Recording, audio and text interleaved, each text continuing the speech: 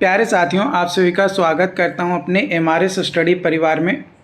तो डियर, आज की इस वीडियो में मैं यहां पे बात करने वाला हूं। जैसा कि आपको पता है कि राजस्व एवं भूमि सुधार विभाग बिहार सरकार के अंतर्गत एक संविदा कर्मी का बहाली लिया गया था 2023 में और 2019 में, जो कि एलआरसी के द्वारा लिया गया था, यानी राजस्व एवं भूमि सुधार विभाग के द्वारा भू अभिलेख एवं निदेशालय के अंतर्गत। तो संविदा पे लिया गया था, कॉन्ट्रैक्ट बेसिस पे लिया गया था। जो 2019 में लिया गया था वो मार्क्स बेसिस पे था।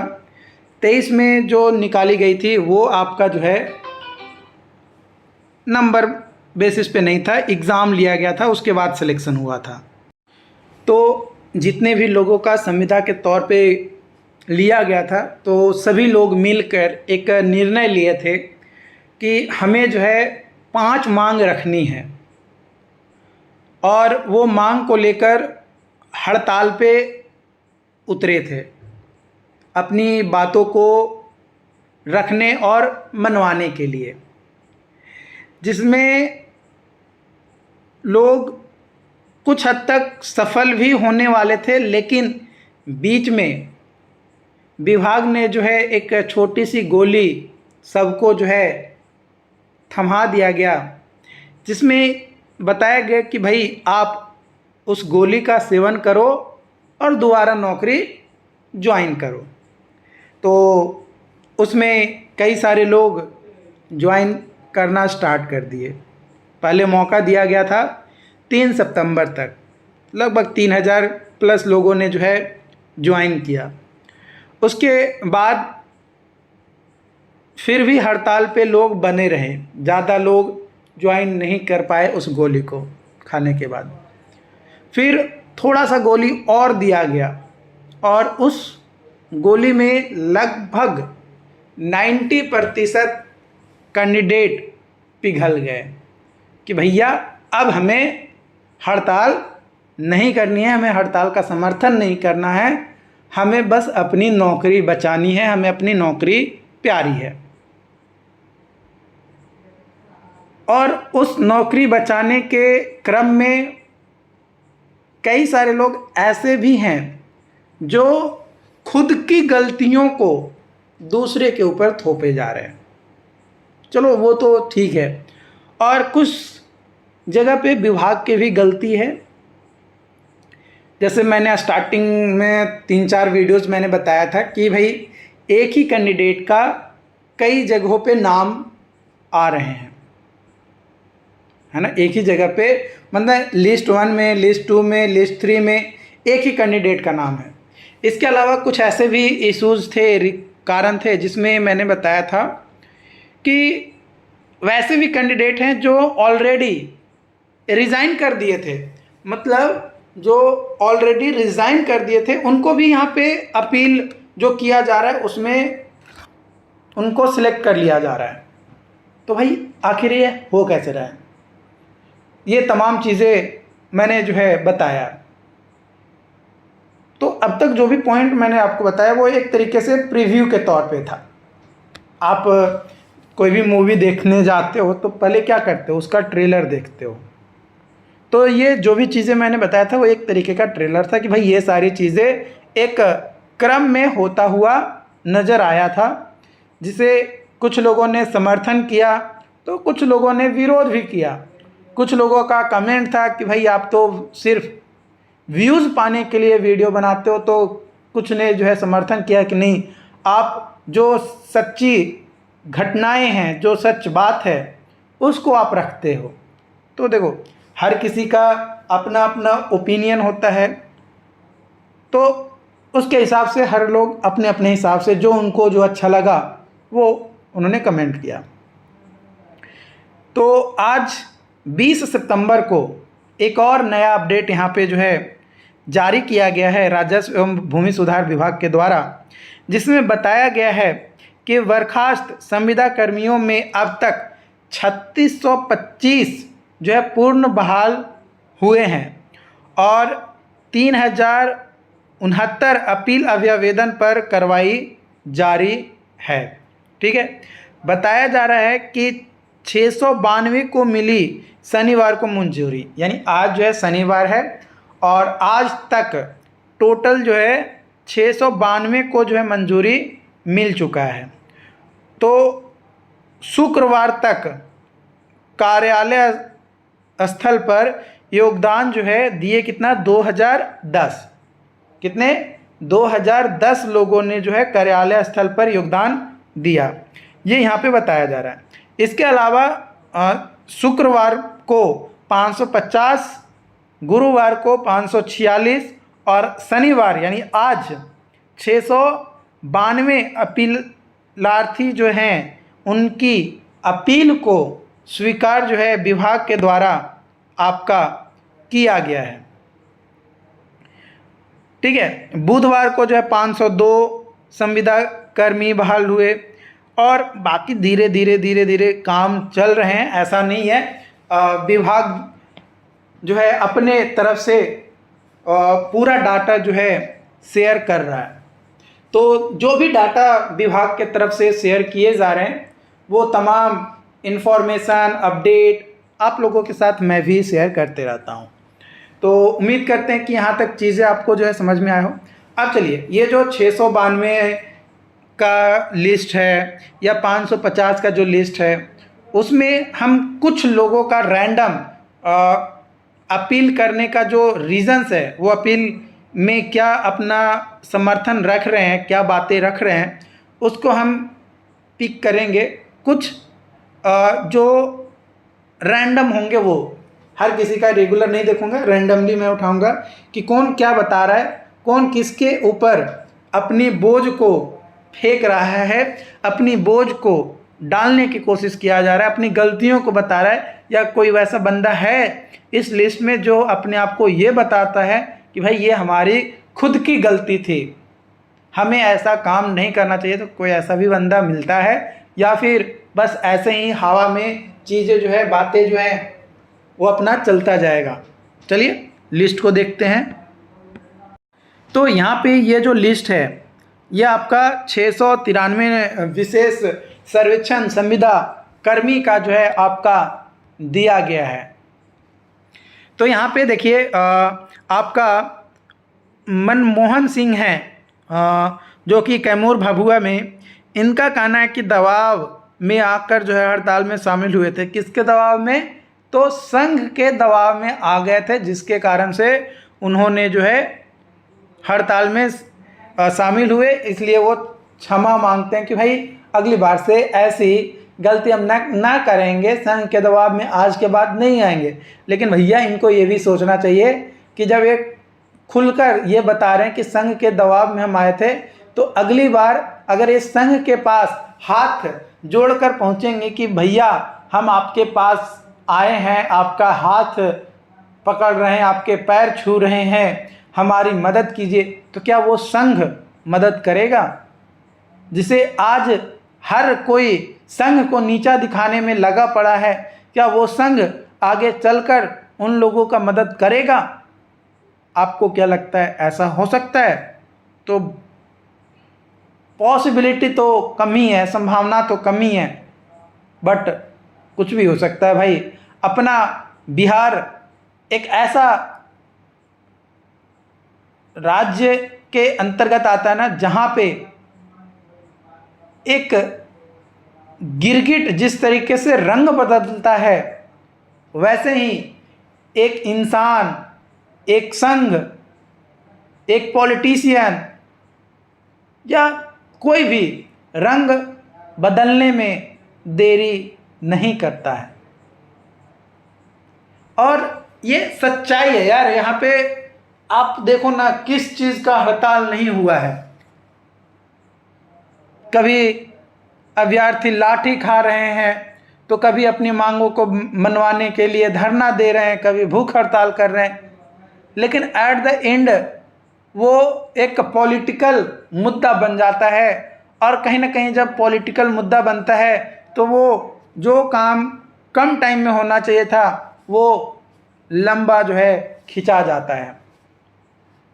इस बार कई सारे लोग ये बोल रहे हैं कि हम उस सरकार को वोट देंगे जो हमें नौकरी देगा, जो हमें रोजगार देगा। लेकिन यार बातें तो हर कोई कर रहा है कि नौकरी देंगे, रोजगार देंगे, लेकिन जब असली लड़ाई 5 साल के अंदर होती है इलेक्शन जीतने के बाद, उस समय पता चलता है कि नौकरी की जगह पे तो लाठियां मिल रही हैं, नौकरी की जगह पे तो पेपर लीक हो रहे हैं, नौकरी की जगह पे तो कुछ अलग ही ड्रामा चल रहे हैं। अभी आप हाल में ही एक न्यूज देखे होंगे या सुने होंगे कि जो भी ग्रेजुएट स्टूडेंट होंगे उनको 2 साल तक 1000 रुपया दिया जाएगा। कितना? 1000 रुपया दिया जाएगा 2 साल तक प्रत्येक अभ्यर्थी को जो ग्रेजुएट पास होंगे। तो क्या 2 साल में उसको 1000 रुपया दिया जाएगा 2 साल तक, तो उसकी आर्थिक स्थिति सही हो जाएगी? क्या वो बेरोजगार कहलाना बंद हो जाएगा? क्या उससे नौकरी मिल जाएगी उसको? क्या वो अपना जीवन यापन बहुत अच्छे से कर सकता है? तो बिल्कुल नहीं। अरे 1000 रुपया क्या है, वो अगर एक बार एक वंदे भारत ट्रेन जो सरकार के द्वारा चलाई गई है, अगर वंदे भारत ट्रेन में एक बार बैठ जाए तो उसका 1000 रुपया खत्म हो जाएगा। एक बार वंदे भारत ट्रेन में बैठ जाएगा तो उसका 1000 रुपया खत्म हो जाएगा। और भी ज़्यादा दूर नहीं जाएगा, वो विदिन 200 किलोमीटर के रेडियस में ही ट्रेवल करेगा और उसका 1000 रुपया खत्म। तो सरकार ट्रेन का रेट बढ़ा दिया जो प्रीमियम ट्रेन है, और एक बेरोजगार को लॉलीपॉप के जैसा थमा दिया जा रहा है कि भाई आप ग्रेजुएट हो गए, शाबाश, मैं आपको 2 साल तक 1000 रुपया चिपका दूंगा। क्या ये सही है? इसके जगह पे अगर नौकरी देना चाहे तो सरकार दे सकती है। आपको में से कई सारे लोग होंगे जो 12th करने के बाद डिप्लोमा किए होंगे या ग्रेजुएशन करने के बाद डिप्लोमा किए होंगे पॉलिटेक्निक, क्योंकि नौकरी नहीं मिल रही है आपका नॉर्मल ग्रेजुएशन के ऊपर। तो वे लोग जो हैं अपना नौकरी प्राप्त करने के लिए पॉलिटेक्निक कर लिए, डिप्लोमा कर लिए, लेकिन उसके बाद भी उनका वही हाल है। तो जो 12th करके आए होंगे उनको अच्छे से पता होगा ये चीज़ें, क्योंकि वो सारी चीज़ें को फेस करके फिर पहुंचे हैं।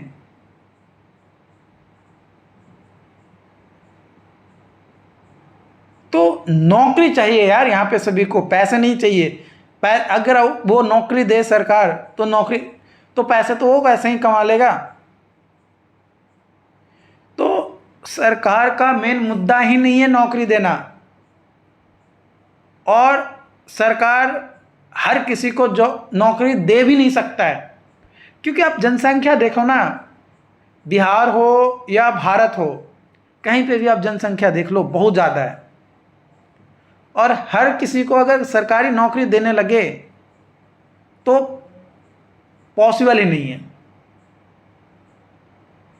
लेकिन मेरा कहना यह है कि आप नौकरी हर किसी को तो नहीं दे सकते, लेकिन जो नौकरी आप निकाल रहे हो उसको तो टाइम पे क्लियर करो। एक 10+2 पे वैकेंसी आया था 2023 में इंटर लेवल पे बिहार एसएससी के द्वारा, उसका एग्ज़ाम अभी तक नहीं हुआ है। आप लोगों को कई सारे लोग पता होगा, जो लोग 12th पास करने के बाद डिप्लोमा या फिर ग्रेजुएशन के बाद डिप्लोमा भर किए हैं, उन लोगों को पता होगा अच्छे से। तो सोचो 2 साल बीत गए, तीसरा साल भी बीत जाएगा इलेक्शन के बाद, फिर भी पता चलेगा कि वे लोग 500 रुपये देकर फॉर्म को भरे और उनका अभी तक एग्ज़ाम नहीं हुआ। और वो 500 रुपये से क्या हो रहा होगा? बिजनेस। 500 रुपया अगर 1 लाख कैंडिडेट के द्वारा भी दिया गया तो जोड़ लो कितना रुपया हो गया, उसको अगर एक इंटरेस्ट पे बैंक में जमा कर दो टोटल पैसे को, तो कितना रुपया हो जाएगा। मतलब सरकार आपसे पैसे तो ले रही है, लेकिन उसका बिजनेस में फ़ायदा देख रही है।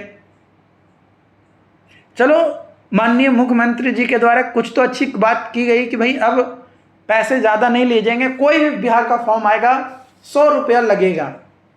चलो ठीक है, आप 100 रुपया ले, कम कर दिया पैसा, लेकिन वैकेंसीज निकालने के बाद उसको टाइम पे कंप्लीट करो। अरे जहाँ पे वैकेंसीज नहीं निकल रही है वहाँ पे तो बातें समझ में आती है कि वैकेंसी ही नहीं आ रही है तो क्या कर सकते हैं, लेकिन जो वैकेंसीज आ रही है उसको क्यों कंप्लीट नहीं किया जाता है टाइम पे? आखिर दिक्कत क्या है? क्या अभी तक वेंडर सिलेक्ट नहीं हो पा रहे एग्जाम कंडक्ट करवाने के लिए, या फिर कुछ और दिक्कत है? तो अगर नहीं मिल रहा तो विभाग का काम है, सरकार का काम है कि उस पर जल्द से जल्द एक्शन लिया जाए, लेकिन ऐसा तो कुछ होता ही नहीं है। अपने यहाँ बस वो ऐसा क्यों कर रहा है उसके पीछे पड़ जाओ। चलो अगला यहाँ पे अपील आर्थी का मैं लेता हूँ। ज़्यादातर तो यही है कि संघ के दबाव में ही या बहकावे में आकर जो है वो हड़ताल में पहुँच गए थे, ज़्यादातर यही कथन है यहाँ पे। रैंडम ही मैं ले रहा हूँ ना, रैंडम में सारा वही मिल रहा है मेरे को।